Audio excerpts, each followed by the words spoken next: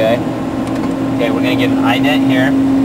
I gotta make sure that this light here is on TACAN, and your red needle should be at 155 approximately.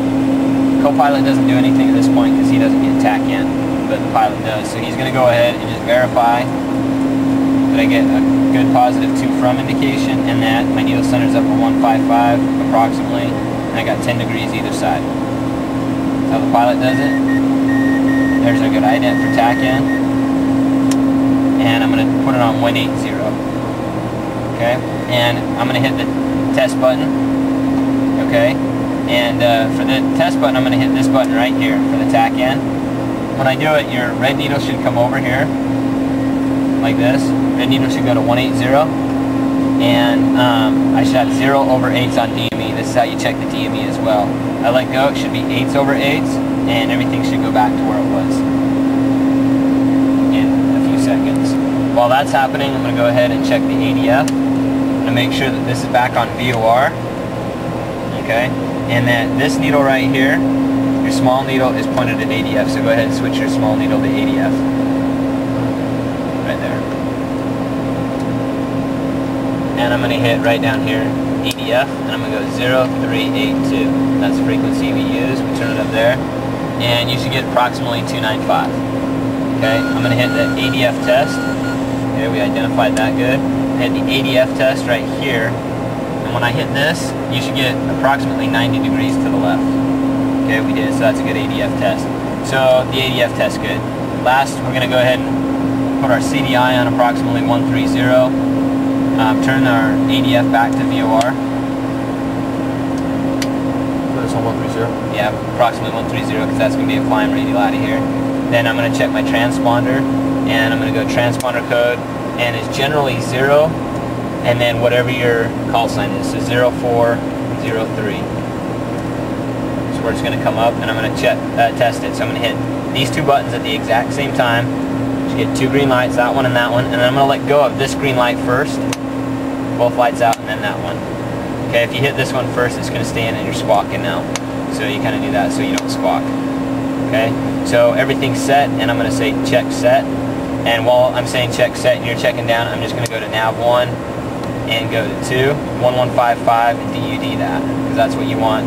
That's what our departure is going to be on. And for nav 2, 1155, use 1155, 1155, check set. And we're done.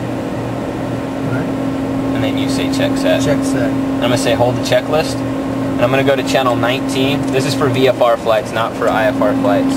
Go to channel 19 on UHF.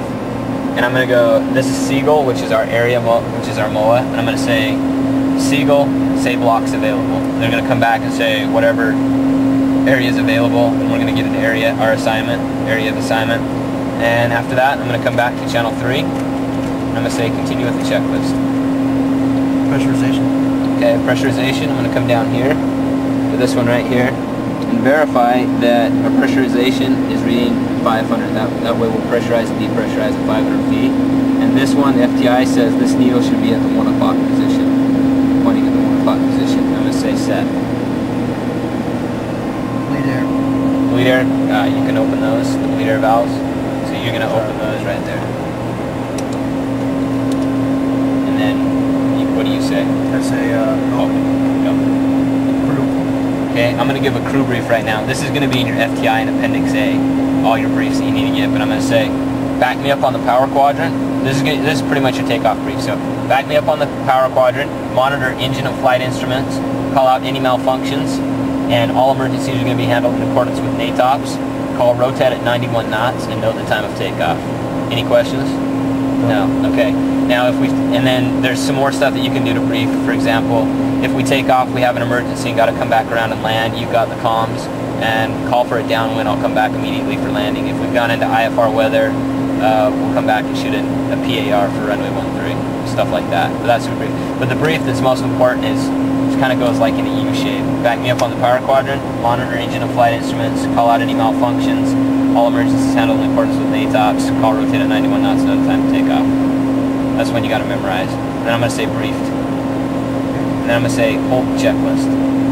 Now we're at the run-up area, and I'm going to say hold the checklist, and we're going to request further taxi. So I'm going to go Montana, or Navy Corpus Ground, Montana 403, further taxi.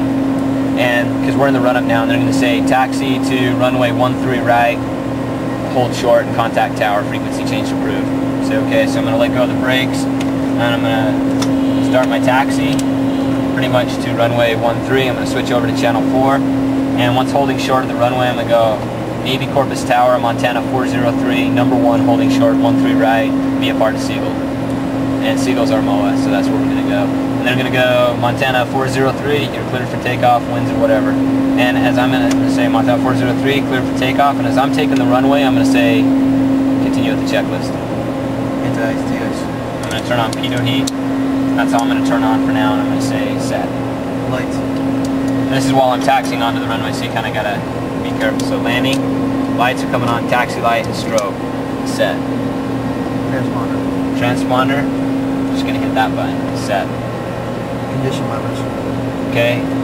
Coming up, hold the brakes, come up to high idle. I'm going to verify that I'm in high idle, which is 64 to 67%. Say high idle. Auto ignition.